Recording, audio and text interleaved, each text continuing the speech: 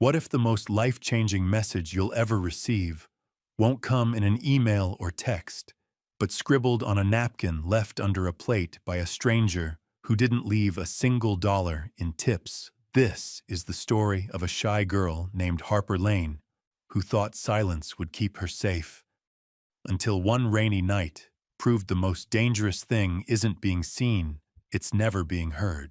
November in Seattle brings endless rain, and tonight it poured like the sky was grieving. Inside Ruby's Corner Diner, fluorescent lights hummed against emptiness, only 3 occupied tables. Harper Lane wiped the counter, her movements practiced and invisible. At 29, Harper had perfected disappearing. Her uniform hung loose. Her eyes carried weight from too much loss. In the back corner, 6-year-old Emma colored quietly homework scattered across worn vinyl. Their routine school diner home. Small. Safe. The man by the window had sat for 2 hours, hood up face down toward cold coffee he never drank. Harper refilled it 4 times. He never noticed, just stared at rain like it held answers he couldn't speak. This shy girl understood that silence. She'd lived in it 5 years since the world swallowed her sister whole. When she brought his check, her voice was gentle. "Take your time." No response. He placed 2 20s on a $12 check and vanished into the night-wet footprints, fading instantly. Harper cleared the table expecting nothing, certainly not what waited there. The receipt sat abandoned, tip line blank. $0. She'd seen worse. But what stopped her breath wasn't the emptiness, it was what lay hidden beneath the plate. A folded napkin. Not the diner's thin paper. This was linen, expensive, embossed with a logo, Brooks Media. Her hands trembled as she unfolded it. Inside handwriting that stopped her heart. When you forget the story, you lose the listener. This hidden note carried more than words. It carried a philosophy that sounded exactly like her late sister Claire. Emma appeared at her elbow. "Auntie, why are you shaking?" Harper pressed the napkin to her chest, eyes finding the window just in time to see the man's silhouette vanish. She didn't know his name. Didn't know he was a CEO carrying unbearable grief. Didn't know this hidden note would crack open a door she'd sealed for 5 years. But somewhere deep, Harper Lane knew that stranger just handed her an invitation to either run deeper into invisibility or finally find courage to let her voice matter. What was in that hidden note that would transform everything? 3 days later, the stranger returned. Harper was refilling sugar when the bell chimed. Same charcoal coat, but the hood was down now, revealing exhaustion etched deep, the kind from carrying grief too long. He settled at the window table with an iPad, fingers moving with frustrated precision. Harper approached. "Coffee? Please." His voice was low, weary. She poured, noticing advertising copy on screen. He deleted an entire paragraph with an angry swipe. The tagline read, "Brooks Media, we make your brand louder." Her sister's voice whispered, "Louder isn't the same as heard." Words slipped out. "That line means the opposite of what you want." He looked up, startled. "Excuse me, I'm sorry, no, tell me." She gripped her order pad. "When you say louder, people hear desperate, like shouting because nobody's listening." He studied her, surprised. "What would you write?" "I'm just a waitress. I'm not asking credentials. What do you feel?" Harper grabbed a napkin and wrote quickly, "Brooks Media, when your story needs to be heard, not just loud." She slid it across and retreated. He read it 3 times. "Who taught you this?" "Nobody. I just understand when words land wrong." "That's rare." He stood extracting a business card. "Evan Brooks, CEO of Brooks Media. The compensation is 4 times what you make here. We need people who understand campaigns are about connecting, not selling." Harper stared at the card. I can't. I don't belong there. The most inspirational storytellers I've known weren't the ones with degrees. They were the ones who'd lived enough to recognize what being unseen means. Emma appeared, slipping her hand into Harper's. She looked up at Evan. I think you need to hear my aunt's story. She's really brave even when she doesn't believe it. His expression softened. I think you're right. That night, Harper pulled up Brooks Media online. Buried in the articles, an interview where Evan discussed his late fiancée, a copywriter whose work had been distorted by media sensationalism until the weight became unbearable. Harper's throat constricted. He understood. The receipt from that first night still in her apron, 0 in the tip line, but beneath it, recognition, invitation, belief. Emma's drawing on the fridge, Harper with angel wings and my brave aunt. Claire's voice whispered, don't let them silence you. 2 weeks passed.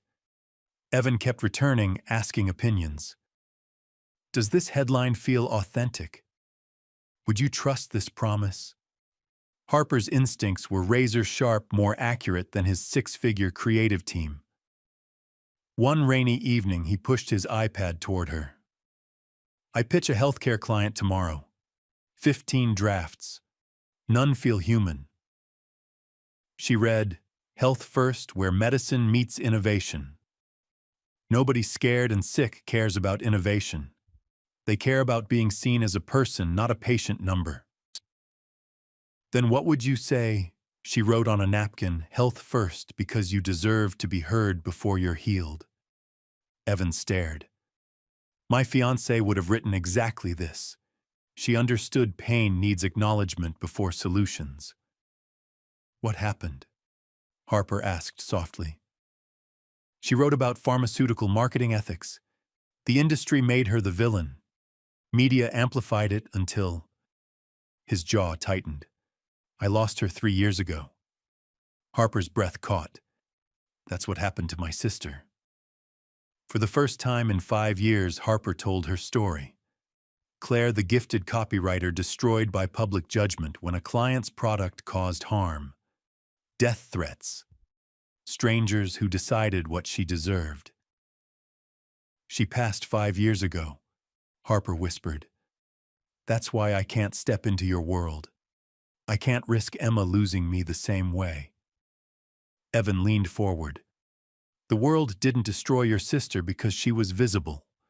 It destroyed her because she was alone in visibility. There's a difference. Write me 1 line for this healthcare pitch, he said quietly.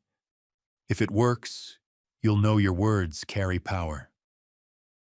Harper pulled out the expensive napkin from that first night and wrote, What if we listened first? Evan's eyes filled with hope. That's it. The pitch won. Evan texted, They said it was the most human pitch they'd experienced. This is your voice, Harper. That evening, Emma tugged Harper's sleeve. Mr. Brooks makes you smile different. The way Mommy used to make you laugh before she got sad. It's not romantic, sweetie. But he really sees you, like how you see me. What neither knew someone else had been watching. Someone whose old wounds reopened at Evan Brooks, finding breakthrough through an unknown diner waitress. Reese Dalton noticed everything. Could Harper's hidden talent stay hidden, or was exposure inevitable? Reese Dalton had spent 7 years clawing up through Brooks Media. 2 years ago, Evan Brooks publicly critiqued her work as technically flawless, but emotionally hollow. The humiliation never faded. When she noticed Evan's sudden breakthroughs, an unfamiliar napkin on his desk, with handwriting, not his survival instincts, kicked in. She traced the Brooks Media logo to the diner. 3 days of observation photos of Evan and Harper, together, his iPad visible, her hand writing on napkins. The images looked intimate, inappropriate, exactly what she needed. She drafted the article herself, CEO's secret weapon. Brooks Media recruits untrained diner waitress. To save failing campaigns, industry insiders question ethics and desperation. By Sunday, Harper Lane's name trended in marketing circles. Comments questioning everything from qualifications to manipulation. Someone posted her address. Harper woke to 19 missed calls. Her hands went numb, scrolling through strangers dissecting her life. Emma still slept. Harper made it to the bathroom before getting sick. The spotlight found her, just like Claire. 2 days passed. Harper didn't leave the apartment. The diner manager called someone left a 1-star review claiming Harper manipulated wealthy customers.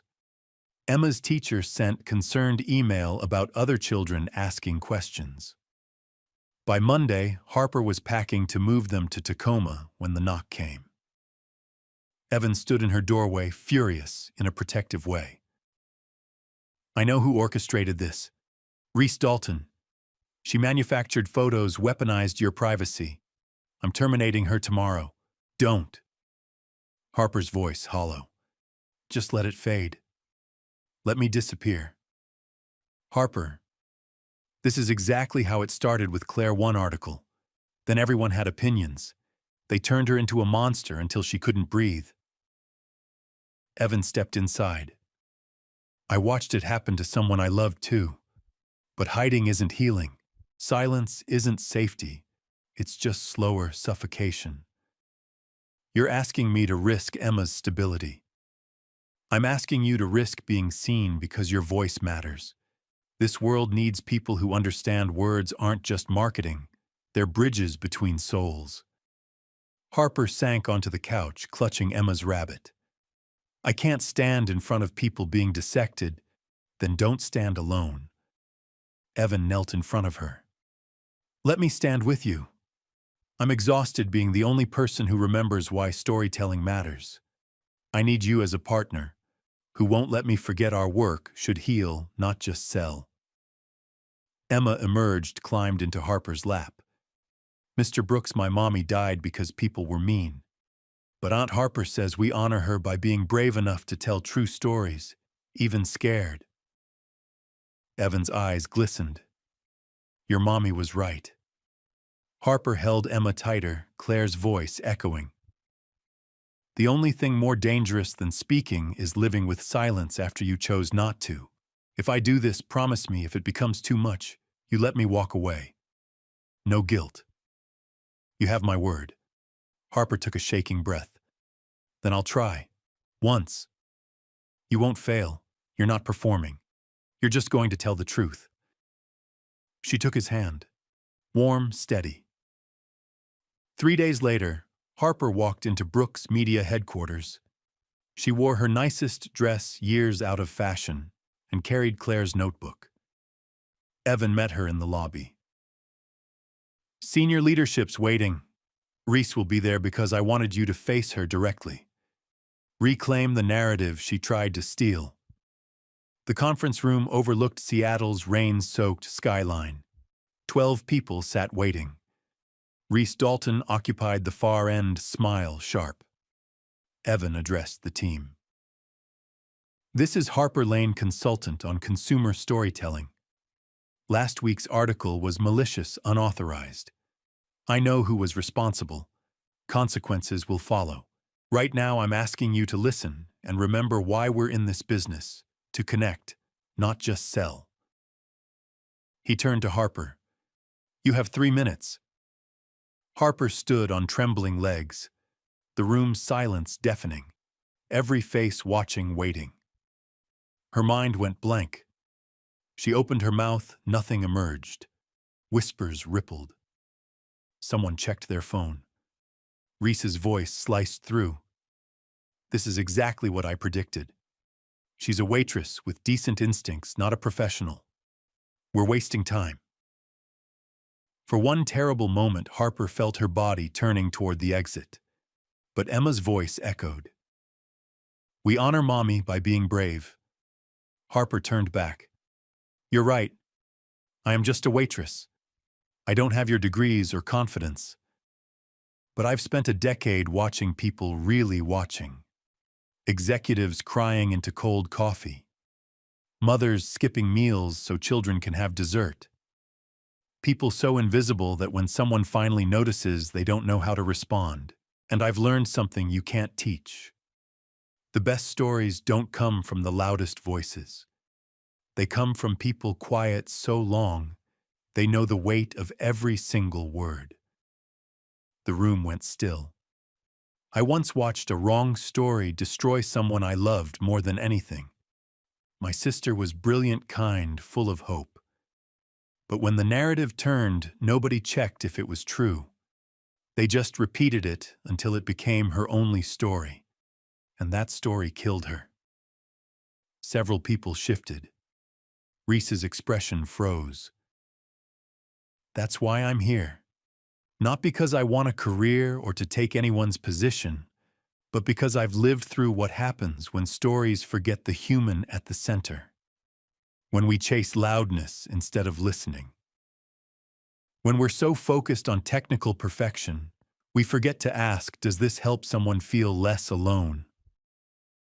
She pulled out the original napkin and placed it on the table. This is what Mr. Brooks left me, 5 words that changed my life.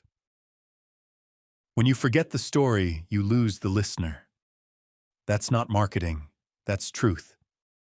Silence, then applause, soft, then building.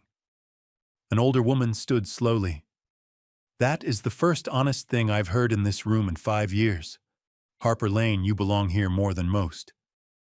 Reese stood abruptly. This is absurd. Reese. Evan's voice was ice. I'd like to speak with you. Now. They left. Through glass walls, Harper saw Evan's expression disappointed, resolute. 15 minutes later, Reese's face was ashen. Evan addressed the team. Reese will transition to our Portland office immediately. Leadership requires integrity, and that standard is non-negotiable. Reese looked at Harper one final time, not with anger but regret. Fear. Recognition of a line crossed too far. Harper found her voice, but could she sustain it? Harper's first official day at Brooks Media felt surreal. Just a modest office overlooking Elliott Bay, a desk with her name on a placard, and Evan's note, "Write what feels true." That's all. She spent the first week observing, sitting in meetings, reviewing campaigns, watching the creative team work. They were talented, but there was a disconnect between what they created and what people needed to hear. They spoke in abstractions. She spoke in emotions. Her contributions began weaving into the company's fabric. A healthcare campaign she reshaped from innovative solutions to "Your fear deserves a listening ear" first. A retail brand she steered toward clothes that help you feel like yourself again. Small language shifts that landed differently. Clients noticed. Consumers noticed. One afternoon, Reese Dalton appeared at her door, usual confidence stripped away. "I have 5 minutes before my train," Reese said. "Can I come in?" Harper nodded. Reese sat carefully. I owe you an apology. A real one. I've been with this company 7 years, won awards, led million-dollar campaigns. But nobody remembers my name unless the campaign wins. When Evan praised your work, I felt like I was disappearing. So I tried to make you disappear first. It was cruel and wrong. I understand feeling invisible, Harper said quietly. That's what makes it unforgivable. Reese stood. You were right about storytelling, about listening before speaking. Thank you for not destroying me the way I tried to destroy you. Because that's not how we heal, Harper said simply. After Reese left, Harper sat processing this unexpected moment of forgiveness. Weeks ago, she was invisible pouring coffee. Now her words shaped million-dollar campaigns. But fear sat with her every morning like a shadow. That evening, Mrs. Adler stopped by with tea. "You look troubled, dear." "I'm still adjusting to being seen. It feels dangerous." "My late husband founded this company 40 years ago," Mrs. Adler said. "He used to say the best storytellers are the ones who understand what being forgotten means, because they never take being heard for granted." Harper's eyes burned. "You remind me of him. Not just because of talent, but because you understand words carry weight, that stories can save lives or end them." Mrs. Adler's hand covered Harper's. "You don't need to be perfect. Just keep telling the truth as you see it." That night, Harper picked Emma up from after-school care. Walking home through Seattle's drizzle, Emma asked, "Auntie, are you happy now?" Harper thought carefully. "I'm scared most of the time, but maybe also a little brave. Mommy used to say brave people are just scared people who decided to try anyway." Harper crouched to Emma's level. "When did she tell you that?" "I don't remember exactly, but I feel it like she's still teaching me." Harper pulled Emma into a fierce hug, tears mixing with rain. They walked home hand in hand, slowly learning that being seen doesn't mean being alone. 3 months later, Evan invited Harper and Emma to see something special. He led them to a newly renovated space on the top floor. When he opened the doors, Harper's breath caught. A writer's sanctuary. Warm lighting, comfortable armchairs. Walls covered in fabric for pinning notes. Floor-to-ceiling windows overlooking the water. Bookshelves filled with memoirs, poetry novels, stories rooted in authentic human experience. "This is the Creative Story Lab," Evan explained. "A space for your team." "My team. I've been interviewing candidates for 2 months. A former teacher, a social worker, a hospice nurse who writes poetry about grief. People who've lived enough to understand what words do to the human heart." Emma was already exploring testing chairs with serious consideration. "There's one more thing." Evan pulled out a framed object, the original napkin with his hidden note. Below it a plaque, "The first story that saved us, Harper Lane." Harper's vision blurred. "Evan, you don't have to say anything. Just keep doing what you do."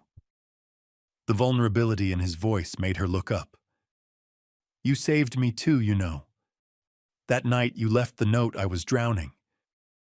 You reminded me maybe I could honor my sister by living, by being brave enough to use my voice." Evan stepped closer. "When my fiancé died, I swore I'd never care that deeply again. But you've made me remember what it feels like to believe in something, to hope that healing is possible." Emma tugged on Evan's sleeve. "Mr. Brooks, can I tell you a secret?" He crouched. "Of course." "Auntie draws your name in her notebook when she thinks I'm not looking. That means she really, really likes you." Evan's laugh was warm, genuine. "Is that so?" Harper's face burned. "Emma." Evan stood, eyes finding Harper's. "For the record, I draw her name too." The confession hung between them, deeply real. "I can't promise I won't be afraid sometimes," Harper said softly. "I know. And I can't promise I won't be overprotective." He took her hand gently. "But maybe we don't need perfect promises. Maybe we just need to show up. Day by day." Emma beamed. "So we're a real team now, all three of us." Evan looked at Harper, a question in his eyes. She nodded, tears streaming freely, different tears. Something that felt almost like joy. "Yeah," Harper whispered. "We're a team." Through the windows, Seattle's rain had given way to late afternoon sun painting Elliott Bay gold. Emma pressed her face against the glass, watching light dance across water. Harper stood beside Evan, shoulders barely touching, two people learning the bravest thing isn't facing the spotlight alone, It's letting yourself be truly seen by someone who won't turn that light into a weapon. Thank you for the note that started everything, Harper said quietly. Evan's response was certain. Thank you for reminding me some stories are worth fighting for. The truest ones come from people brave enough to speak after the world tried to silence them.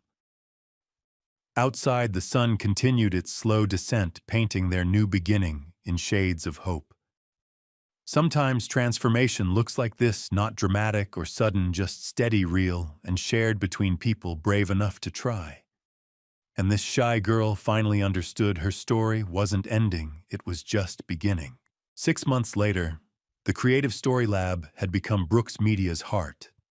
Harper's team, the teacher, the social worker, the hospice nurse, and 3 others who understood storytelling through lived experience rather than academic theory, had transformed how the company approached every campaign. But the most heartwarming change wasn't visible in quarterly reports or client testimonials. It was visible in Harper herself. She still carried fear, probably always would. But now she carried something else alongside it: purpose, community, knowledge that she wasn't standing alone anymore. One evening, Harper was working late reviewing a childhood literacy campaign when Emma appeared in her office doorway with Evan close behind, both grinning with barely contained excitement. "We have a surprise," Emma announced, bouncing. Evan handed Harper a bound book, beautifully designed, professionally printed. The title made her breath stop: Stories That Heal, Lessons from Claire Lane. "What is this?" Harper whispered. "Your sister's work," Evan explained gently. "I tracked down her old colleagues, compiled her best campaigns, had them professionally restored and contextualized. With your permission, I'd like to publish this as an inspirational guide for ethical storytelling. All proceeds go to a foundation we're establishing in her name, supporting mental health resources for creative professionals." Harper's hands trembled, opening the book. There was Claire's work, brilliant, compassionate, human. But more than that, truth. Her sister's real story told properly for the first time. Not as cautionary tale or victim, but as a talented woman whose work mattered, whose voice helped people feel less alone. "You did this." Harper could barely speak through tears. "We did this," Evan corrected. "Your insights shaped how we presented her work. Your words are throughout the introduction. This is collaborative healing, Harper.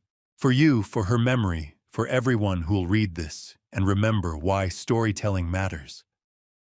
Emma climbed into Harper's lap, small arms wrapping tight. "Now everyone will know Mommy was special. Not because she was sad at the end, but because she was brave and kind and good at helping people." Harper held her niece close, overwhelmed by the impossible gift of having her sister's legacy restored, redeemed, remembered properly. That weekend, Harper, Evan, and Emma drove to Claire's grave for the first time in over a year. Harper had avoided coming, the weight of grief and guilt too crushing. But today felt different. Today she had something to say. She placed the book gently against the headstone, Emma's small hand in hers, Evan standing respectfully back. "I found my voice, Claire," Harper whispered. "The one you always said I had but was too scared to use. And I'm using it to make sure your story gets told right, to make sure you're remembered for the light you brought, not the darkness that took you. I'm so sorry I couldn't save you. But maybe I can help save others by making sure your work lives on." Emma added her own message, child's voice clear and certain. "Hi, Mommy. We're okay now. Auntie's not scared anymore. Well, she's still a little scared, but she's also brave. Just like you." On the drive home, Emma fell asleep in the back seat. Evan reached across the console and took Harper's hand.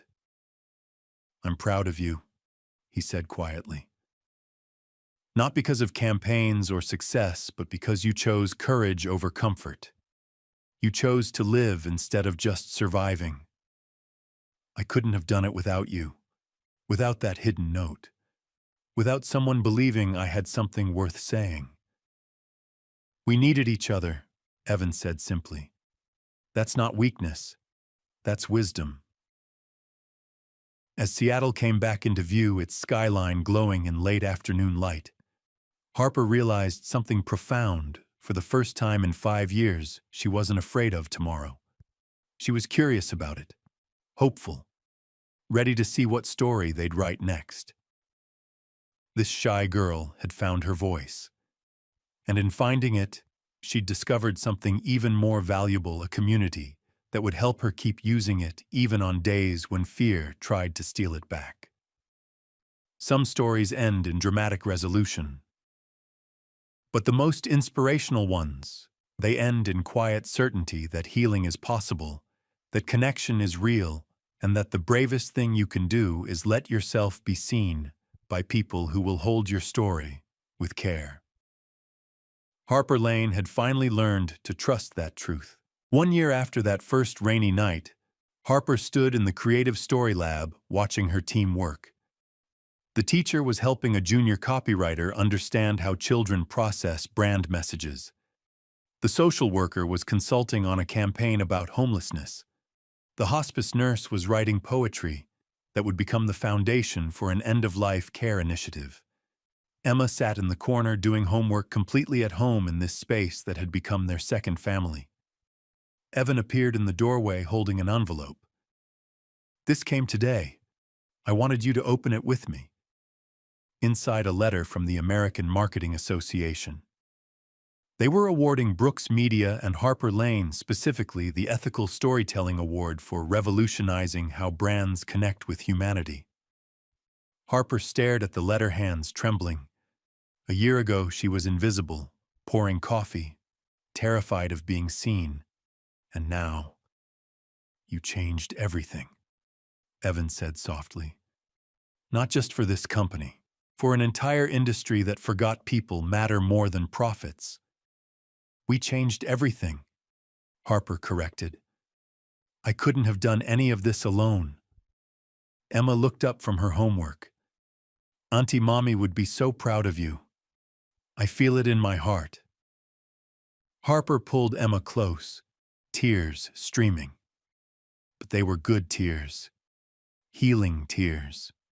The kind that come when you finally realize you've survived something you thought would destroy you. That evening, as the sun set over Seattle, Harper stood at the window of the story lab, holding the original hidden note from that first night. 5 words that changed her life. When you forget the story, you lose the listener.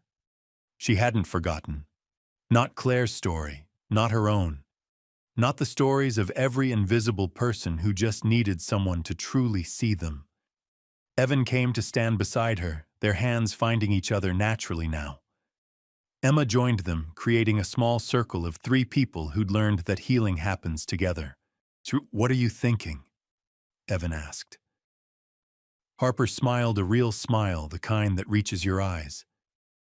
"I'm thinking that maybe the bravest thing we ever do isn't speaking up. It's letting ourselves be heard, really heard, by people who'll hold our truth with care." "And have you let yourself be heard?" His voice was gentle. "I'm learning," Harper said. "Day by day, story by story, with people who remind me I'm not alone." Through the window, the city lights began to glow. Somewhere out there, someone else was sitting in silence, afraid to use their voice, afraid the spotlight would destroy them.